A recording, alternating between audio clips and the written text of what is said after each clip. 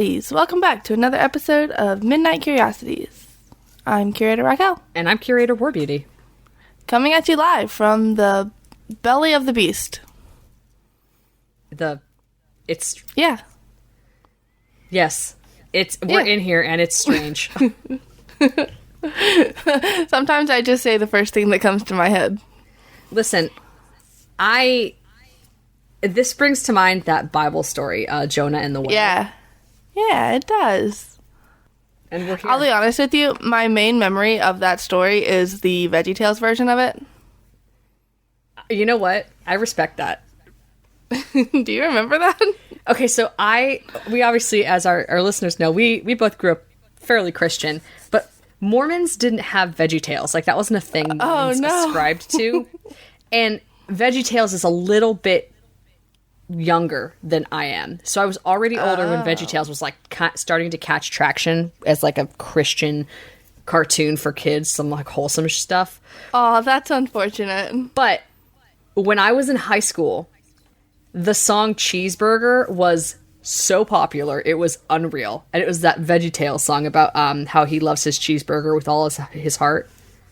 Yeah, VeggieTales was an integral part of my childhood.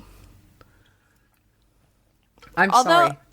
Interestingly enough, I couldn't tell you anything about it if I tried. Okay, so for those listeners who don't know what VeggieTales is because you either just don't know what it is or you didn't grow up in a country that had VeggieTales, VeggieTales is veggie, as in vegetables. Yes, you heard us correct. Is an animation. It's a cartoon of vegetables that teach you how they came up with this concept. Honestly, they probably were smoking that devil's grass. Because vegetables that teach you Bible stories. Yes. I mean, it was a wholesome, cute little cartoon. It was fun for kids. It was. Yeah. They had cute little songs. They had characters in the show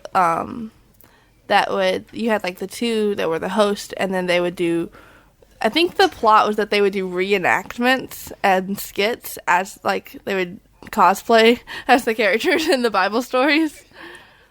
Right. Which was it? They had like a zucchini, tomatoes, squash. Yeah. Here's a fun fact. They never depict the baby Jesus in VeggieTales at all because the creator said that he never wanted to see Jesus as a vegetable. I didn't know that. Really? I did not know that. Again, VeggieTales a little bit younger than me, but yeah, that's really funny. Yeah. So there's like this one where they do the nativity scene, right. And it's a character as she's like a little carrot, and she plays the baby Jesus, but it's not baby Jesus. It's Lisa the carrot. Was her name really Lisa? I want to say yes, but honestly, like I said, I have no memory of VeggieTales. So it was something that I would only ever see like in Sunday school. It wasn't something that I watched in my free time as a child. Ah, okay. Yeah. Well, there you go. There's your VeggieTales fun fact. There you go. Now our listener base has been educated on VeggieTales. But to bring it full circle, they did a story of Jonah and the whale. They did. That was one of their more popular ones. It was, because I've seen it. Right. I've also seen it. And so for those who aren't Christian or are not familiar with the story, Jonah is supposed to be this prophet of God, and he is like, no, I don't want to do all that, right? That's all junk and nonsense, not interested. And God's like... And didn't God tell him to go to Nazareth? Yeah. And he refused, so instead God put him in a whale? Well, okay, so he didn't just refuse. He literally, he didn't just say, no thanks, move on to someone else. He said, no, I'm not doing that. And God said, bet? And Jonah was like... Oh, word? Oh, okay. And put him on a ship with pirates, I think. No. And then he had to walk the plank. Jonah got on a ship with pirates. Okay. Jonah was like, and you know what? Just so you can't make me do this, guess what? I'm going to take a ship and go the other way.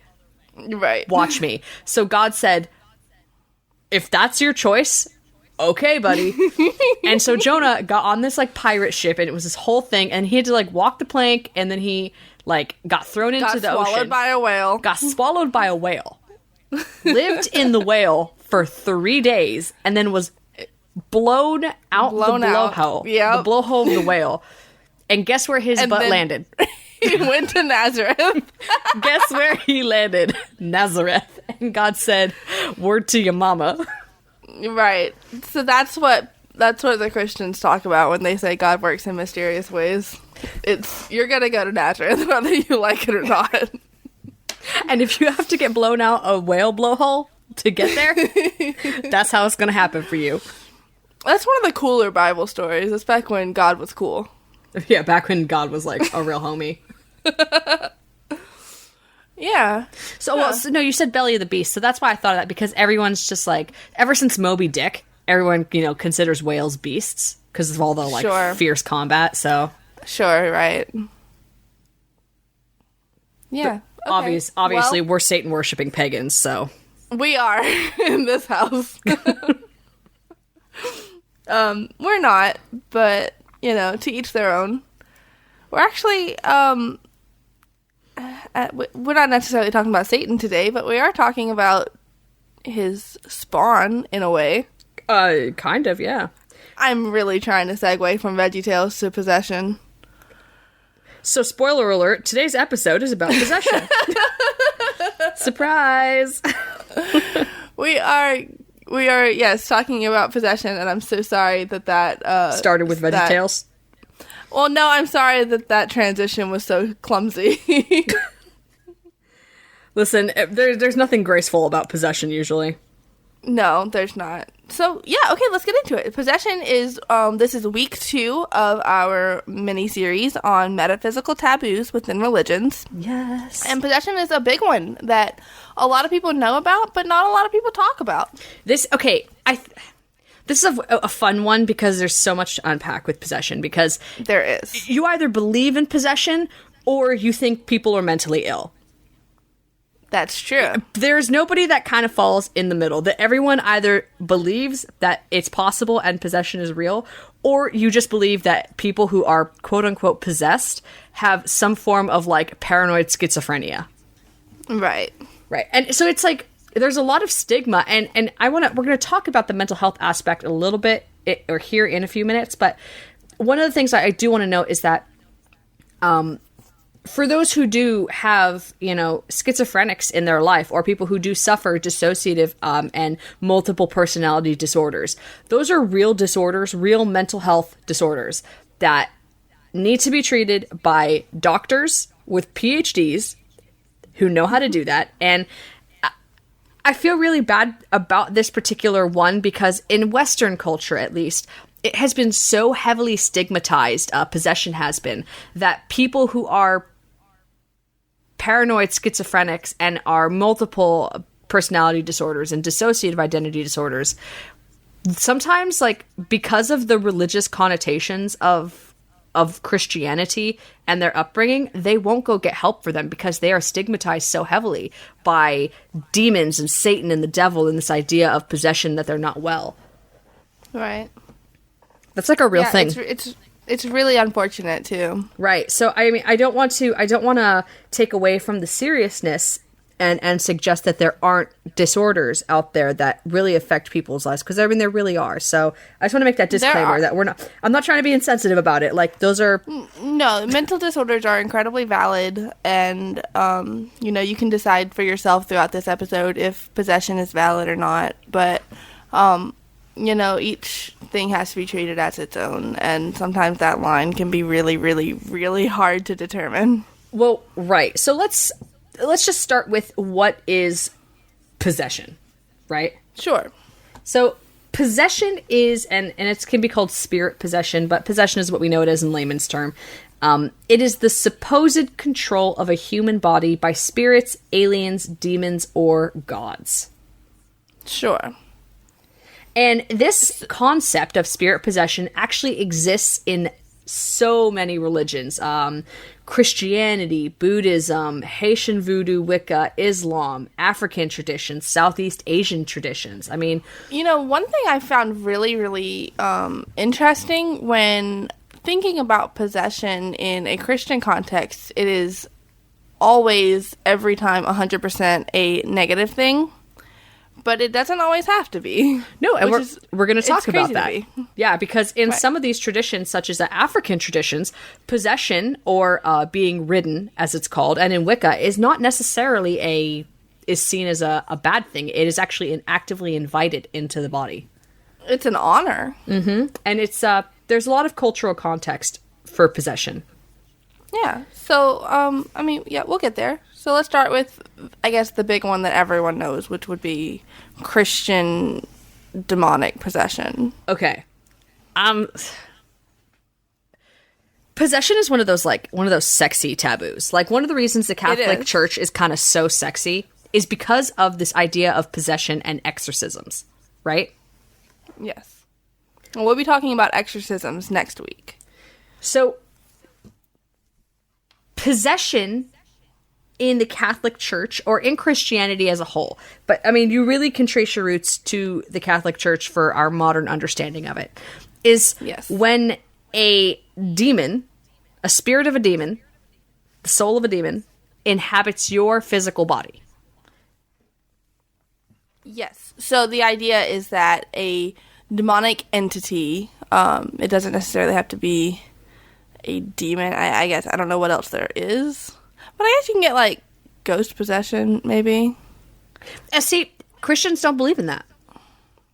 Okay, so from a Christian standpoint, it would be just simply pure demonic possession. Mm-hmm. And the idea is that the demonic spirit will enter your body and control your actions, control your thoughts sometimes, and you physically and mentally cannot fight against it. It is a violent taking of your body in a non-consensual way that is not cute or pretty or ugly.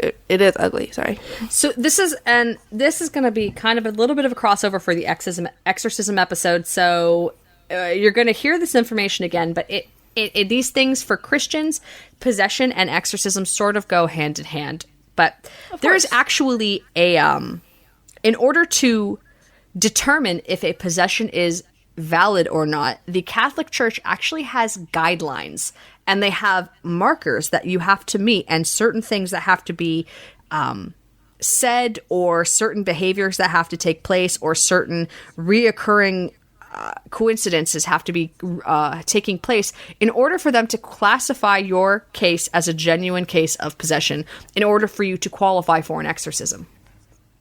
That's actually super cool, and I did not know that. Yes. But it makes perfect sense, because Catholicism has been around forever, and they were present when actual, possessions were more commonplace than they are in society today. Oh, so we're gonna get into that in a second, what you just said. Right. But I know. I knew when I said it that was... Right, but... It's interesting. So some of the qualifications, and I want everyone to know, I have never been Catholic. I have also never been Catholic. Yeah, I've never been Catholic. So the exact qualifications, I do not know verbatim. However, I have worked with the Catholic Church. I have worked with priests in the area that I live in.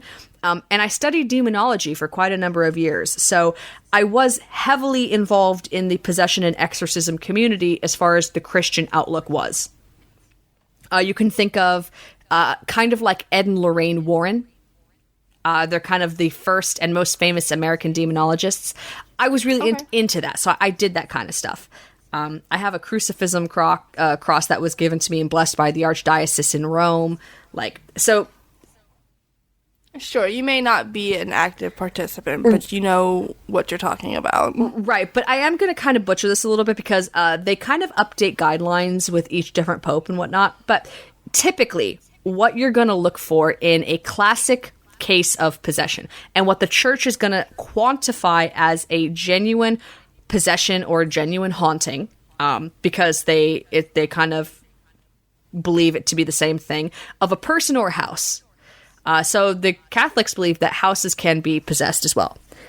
Sure, which is what we would understand or know as haunted. Right. So in order for this, there are several indicators to a priest. When you bring your case to a priest, the strongest evidence that you can have is going to be obviously recorded.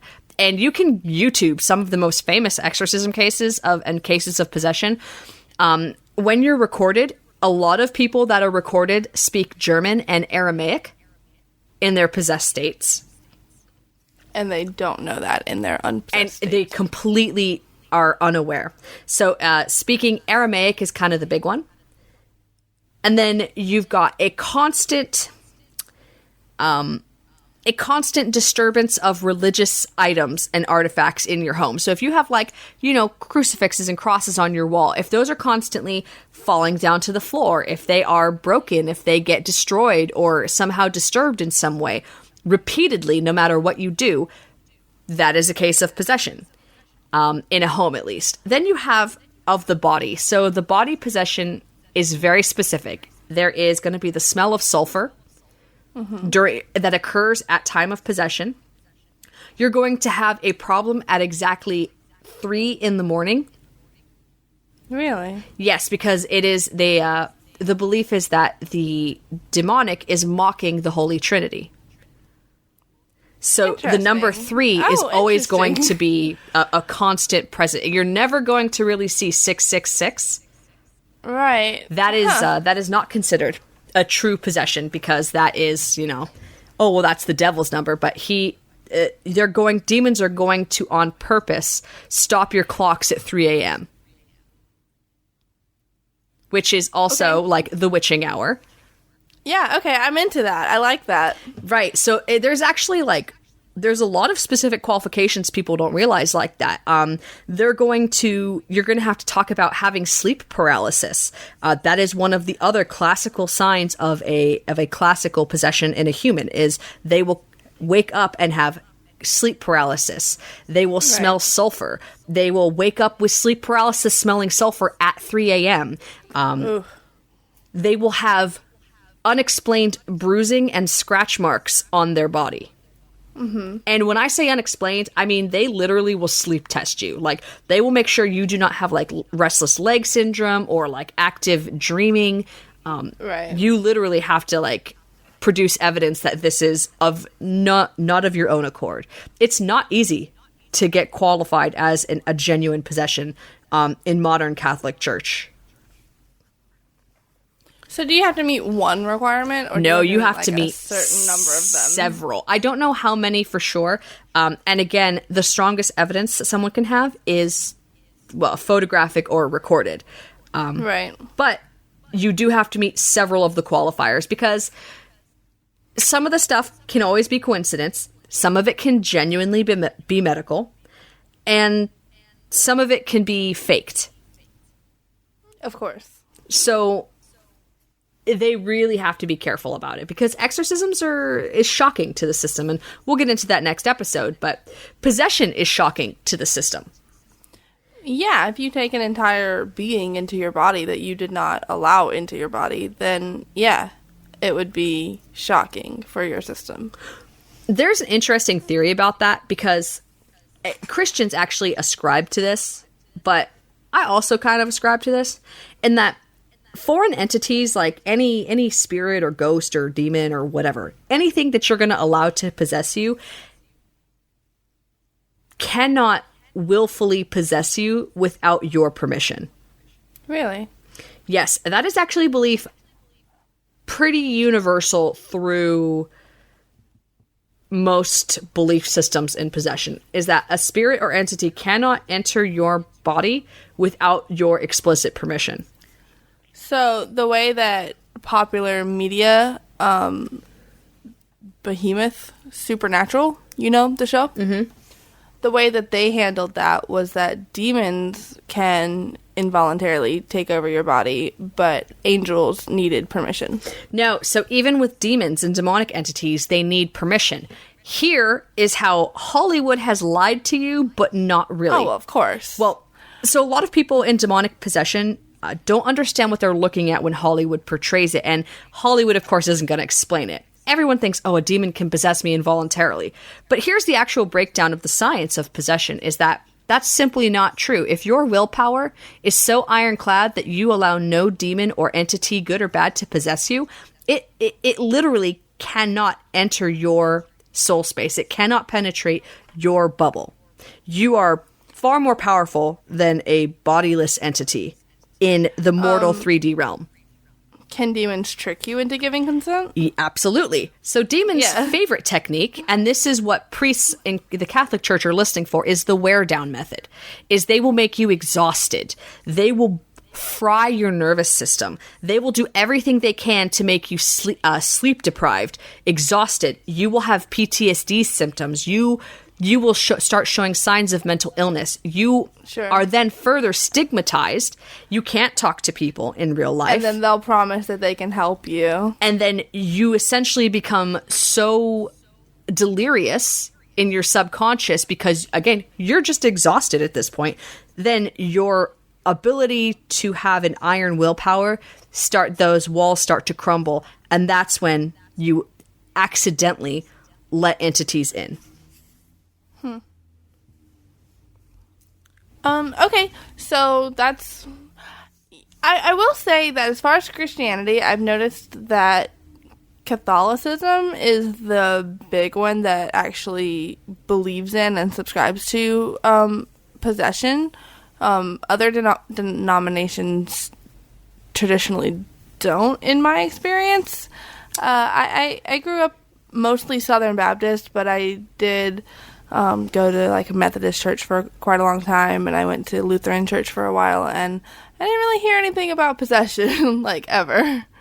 Yeah, it's interesting. A lot of Protestants don't have this concept of voluntary or involuntary possession. A lot of the big main staple churches do. Mormons do. It's just not talked about heavily. Catholics do, obviously, but your Protestants really don't.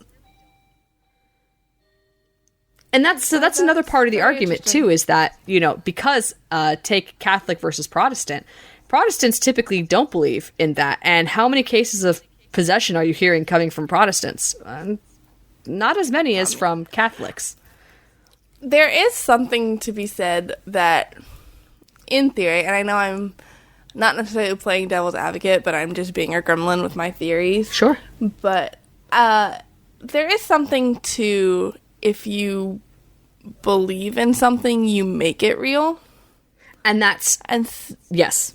Keep going. Yeah. I think that that's a large part of it, that if you let, Hollywood and horror movies and things like that convince you that demonic possession is a thing that can happen, then even if you aren't a devout Catholic, you can convince yourself that that is a real thing and thus make it true.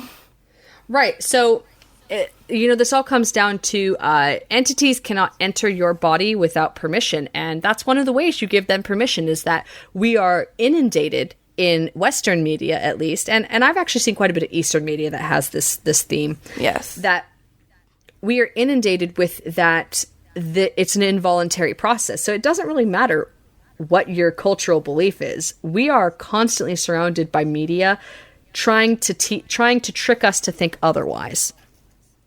And, you may not be Catholic, but... It's funny because that's exactly what demonic entities would prefer. We live in their ideal society.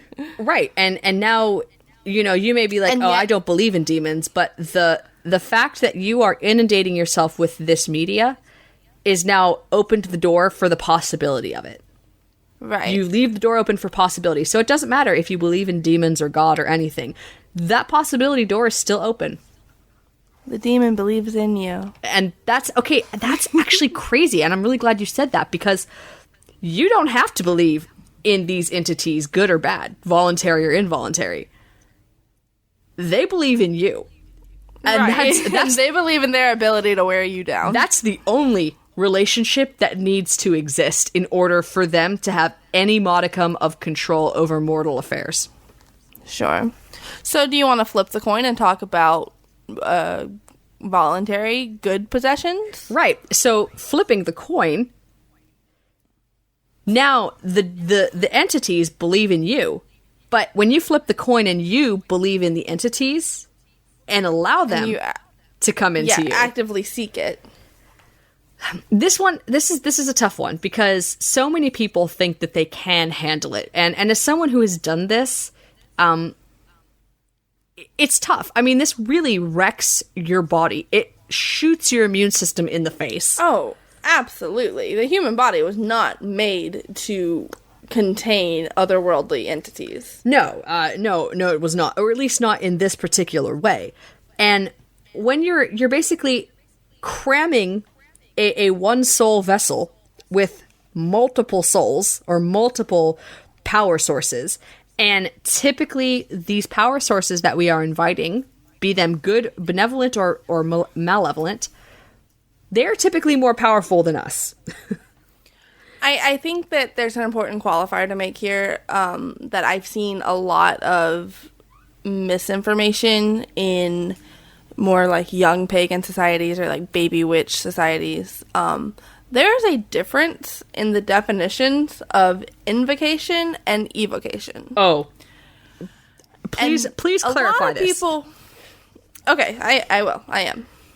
So an evocation is the act of bringing something to mind, of bringing something forward. So an evocation is what, say, Wiccans would do in a circle. You want to evoke the elements and invite them to your space. But an invocation is an invitation, almost. It is calling, it is summoning, it is bringing forth something to you. So an invocation is a possession. It is an invitation to allow something into your body to take over you, to act as you. Right. And now possession isn't a voluntary possession is not always a guarantee either. And I really want to be clear about this. You know, I think this is one of those Hollywood lens Mythbuster kind of things. An entity you're inviting to possess you may not care about you. May not want to. May not want to do any of that. You might not have anything to offer that entity. And let's be 100% honest here. If you don't have something to offer them, they're not going to do it. It's not... Possession isn't something they just do for no reason. Yeah. It's pretty much that simple, guys. The voluntary possession, it's not always a guarantee that it's going to happen, even among powerful, beloved practitioners of certain gods and goddesses or entities. They are not always guaranteed to have the spirit come into them. I mean, that's you're shooting in the dark blindly hoping that your offering is good enough. Right. So let me drop an example here from my early baby witch days. Ooh, okay. This was right around the time I've kind of mentioned how Loki crashed into my life.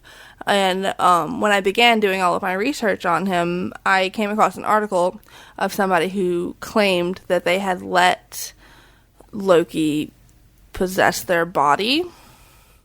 And in doing so, they had committed quite like violent acts. And when it was over, like Loki left or whatever, and then they wrote this blog post about it.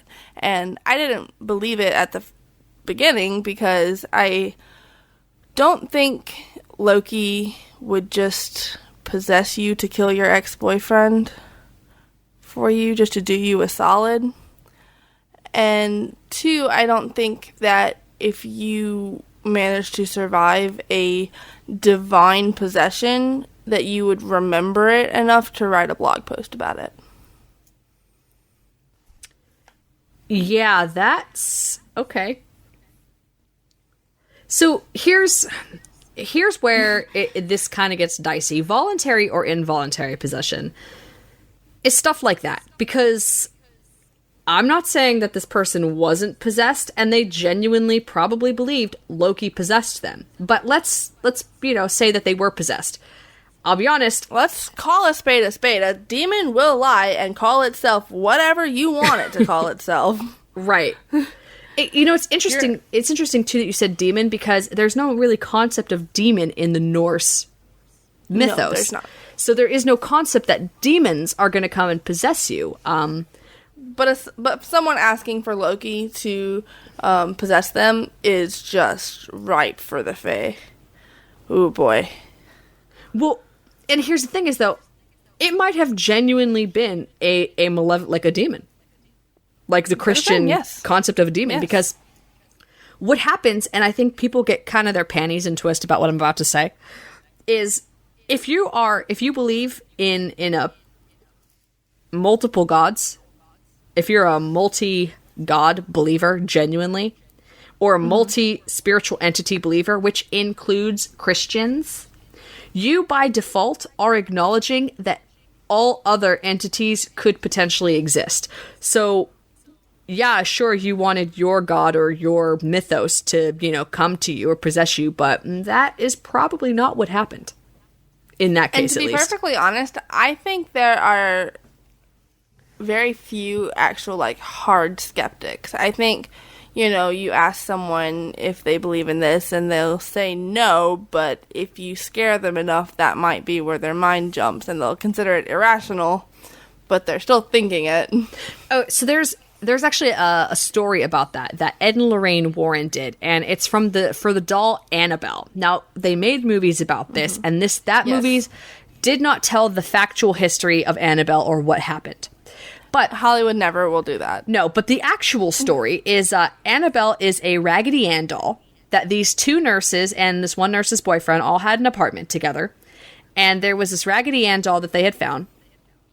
And they started having strange occurrences. And the doll would move. And the doll would do this. And then it scared them. But the boyfriend is a skeptic. The nurses, however, are not. They started talking to this doll, and they sought out psychics and held like a seance or whatever, and they did all of the spirity stuff. And the doll told them that that her name was Annabelle. She was the spirit of this little girl possessing this doll, and she was lonely and she just wanted friends. The one thing that Hollywood did portray correctly was how malicious and malevolent this doll genuinely is, and what a terrifying case of possession of an object this truly was. Annabelle is in fact not the spirit of a little girl named Annabelle. No. But this doll started moving around the house, and the boyfriend was a hard skeptic, did not believe in it, until he woke up one morning with what looked like bear claw tears in his chest and back. Oh, no. Yes. So this is what's fascinating about malevolent entities. Benevolent entities, I have never heard this of, but can't say for certain because it could be out there. But course. Malevolent entities, when they possess things, they love diehard believers who accept what they say without question. And they love skeptics. And they love skeptics. Because skeptics are easy to traumatize. That's true. Because when you wake up with what looks like a bear had attacked you in the middle of the night with these bleeding open wounds on your chest, and thank the gods he had nurses for roommates and a girlfriend. Sure. But what really terrified him, and what ultimately pushed these three people over the edge for the Warrens to get involved, was that incident. And then he woke up the next day after they were treating an open wound. The next day, the scratches were gone, like they had never happened. Yeah. So that's ultimately what happened with this doll. Now, the Annabelle doll, for those who don't know, actually sits in the Ed and Lorraine Warren Museum up in, I think it's Connecticut. And it sits in their demonology museum, and it sits in a box that is blessed by the archdiocese once a month because it's so powerful. Everyone is warned, please don't touch the box, please don't open the box, but skeptics, of course, jokers, they're like, hey, I'm going to open this because, haha, that's not real. They've actually all died before leaving the state. Wow. So take that for what you will, cool. but every single one of people who have been documented who were known to have touched the Annabelle box and opened it or messed with it in some way, they have all died. Pretty tragically. So we are running kind of short on time, so I wanted to mention that there are, in many religions, there are like holy or divine rituals that include possession, that invite possession even. Right. That is not talked about. Hollywood's not making movies about that because it's not as sexy. It's not as sexy.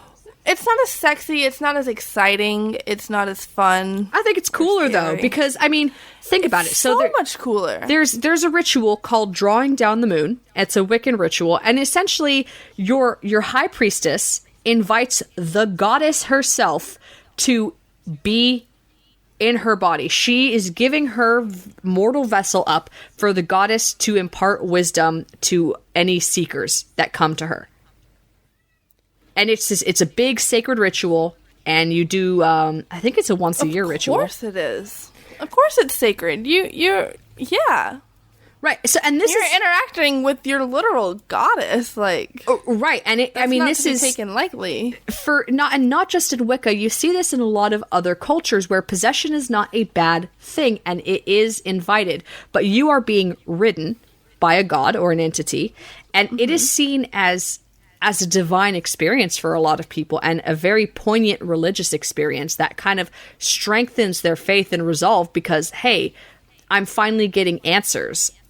Right. And answers that that you can trust.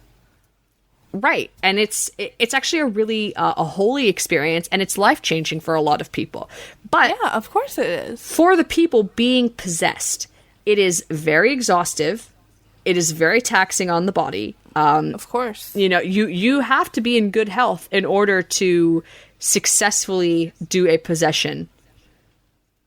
Or, I mean, it could literally kill you. People die from trying that stuff all the time. And it's something that isn't talked about. And it's chalked up to, heart failure or other, whatever crazy means. But people invite gods into their bodies all the time and do crazy stuff. And they pay the piper. They do. And I can't help but to think back to that blog article of this person who wanted to be possessed by a god and probably didn't, and they had to pay the price for that. Someone died. Now, here's one thing I said we were going to touch on, so we'll touch on it real quick. But is the psychological view of possession. Now, obviously, science says possession is bunk. That's not a real thing. Psychology and psychiatry chalk it up to the mental illnesses like hysteria, mania, Tourette's, epilepsy, schizophrenia, dissociative identity disorder, multiple personality disorder, psychosis. They'll list 1,000 things that it could be, because this is one area where science and religion have a lot of friction, because it depends on what you believe, right? Like, there may be an actual scientific reason that you're hearing things, or there might be a religious reason that you're hearing things. And right, what's the difference between somebody between a prophet who can hear the divine and receives messages constantly and is going crazy for it, but somebody who genuinely has auditory hallucinations? Right. You can't tell the difference a lot of times. It's almost impossible to tell the difference. And I think that's why we don't really hear of modern day possessions. Anytime you look into it, when you're studying demonology or anything, you'll find old cases and old recorded exorcisms and things like that, and it's not really something that you see anymore. And I think that a large part of that is because now it's just considered a mental illness. And that's, again, I'm not saying that these are not real mental, and that's why I had that disclaimer, because these illnesses do exist. They should be taken seriously, but I've always wondered, how many people are being mistreated and abused by this system, this oppressive science explanation for a divine concept, and being punished for something that they have literally no control over. And it kind of makes me sad to think about, because how many people were diagnosed with paranoid schizophrenia but are genuinely possessed, you know? Of course, yeah. And it's sticky any way that you look at it. Like, there's no way to know unless you start doing exorcisms on mentally ill people, which I don't recommend. Well, right, because an exorcism on a possessed person, or and you exercise an involuntary, you don't really exercise a voluntary, but for involuntary exorcisms, they typically work. It's kind of like a huge reset button on the system, and we'll talk about it next episode, but we will. Exercising mentally ill people just makes it worse. So, but how can you do it to know? Without, you either traumatize someone who's mentally ill and you completely crush any hope of them getting their disorders under control, or you have someone who is just being heavily medicated and basically turned into a zombie because they genuinely have a spirit or an entity of some sort chilling with them. Yeah, it's impossible to parse. I know. I just feel so bad for them. And I feel bad for people that are genuinely having possession, because, you know, that's always seen in the negative light for malevolent possessions. But benevolent possessions are also seen in the same light. Except those people are now seen as delusional. Right. On top of having a mental illness. You have this delusions of grandeur now. Right now you're narcissistic and you have a god complex. Right. And it's actually really sad. Yeah, that's one of the few downsides, I would say, of the rise in mental health awareness. Yeah. That it kind of turned a blind eye to religious what's the word? I don't know. Religious illnesses, religious problems. I would say religious phenomena. Okay, phenomena works too.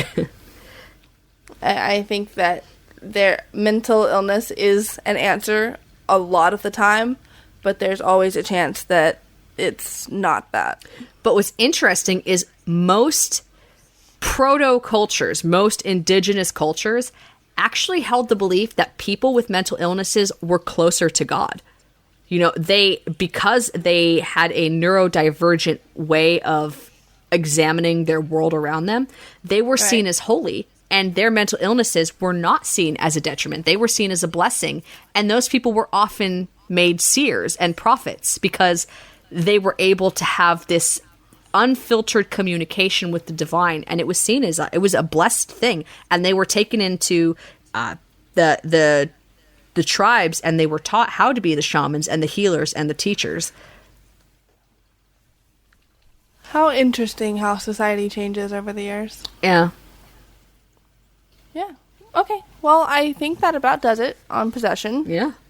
We'll talk more about exorcisms next week as we continue our series. And yeah, okay.